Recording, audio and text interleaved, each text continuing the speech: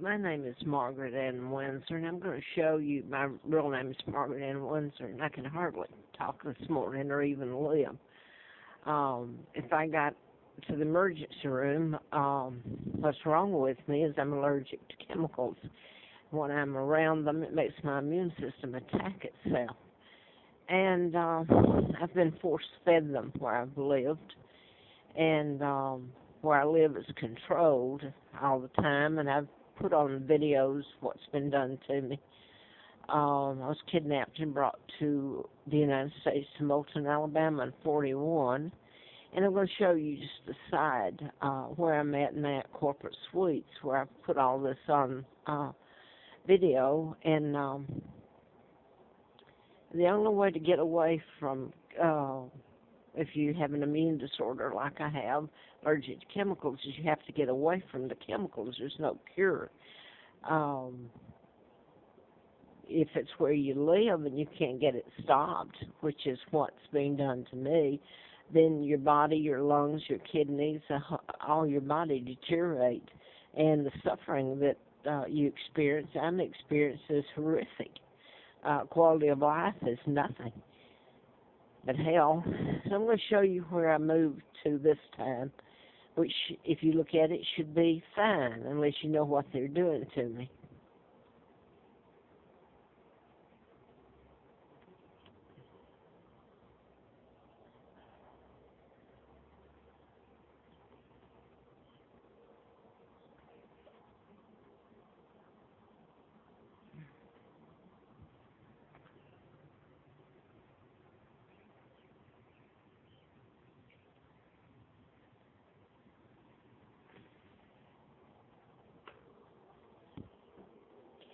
Now then, there's people that sit up there at the picnic tables.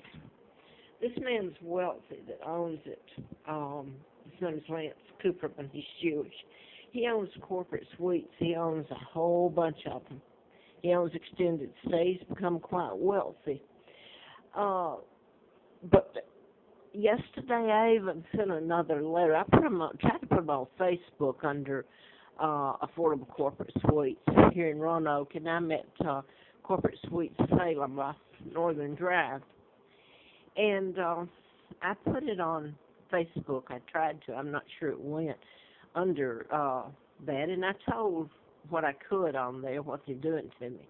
I don't know if they were able to delete it or not. But again, I put a letter through their doors of management, and that's Debbie McKay. Wouldn't miss it. Again, I put on there, as they already know, that I have an immune disorder, that I can't handle them coming in with the chemicals and supplies they're using, that I would even buy non-allergenic myself. I understand most places furnish that they have a lot of people along the way at hotels especially that are allergic to chemicals. And I want to reiterate here, you would never force-feed a person peanuts that's allergic to peanuts so they die, or put a bee in a car or a room with them if they're allergic to bees. Yet what they've done to me over the years is exactly that.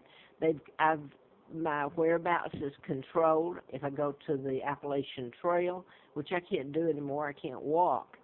My whole body's torn apart.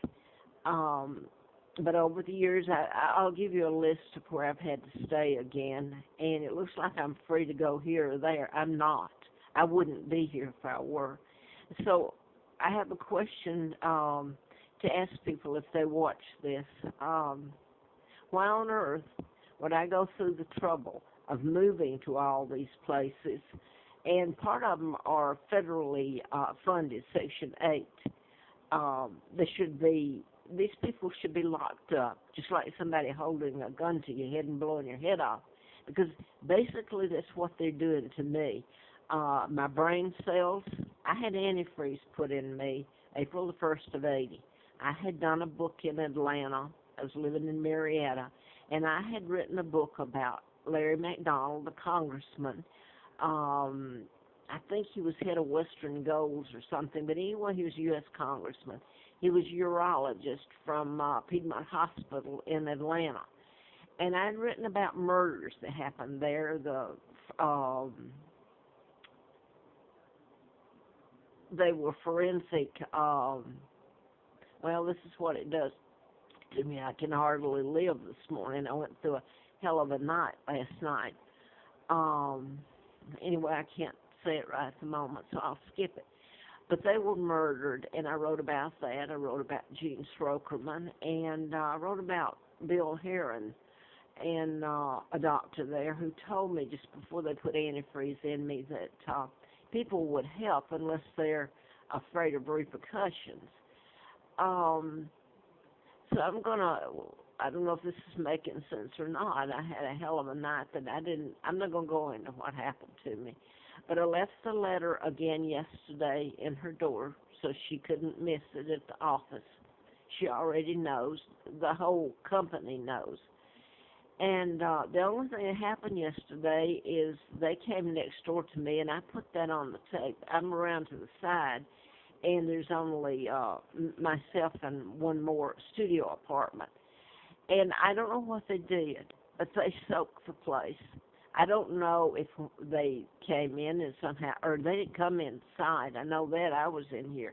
If they sprayed it into the air conditioning, I don't think there's a box there. I don't know how they got it in.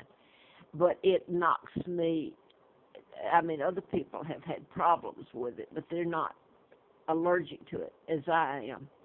And the only way to get away from it is you have to move, and that's what they've been doing with me. And I showed where I was brought by Carl Barton, and you do understand I'm naming names here.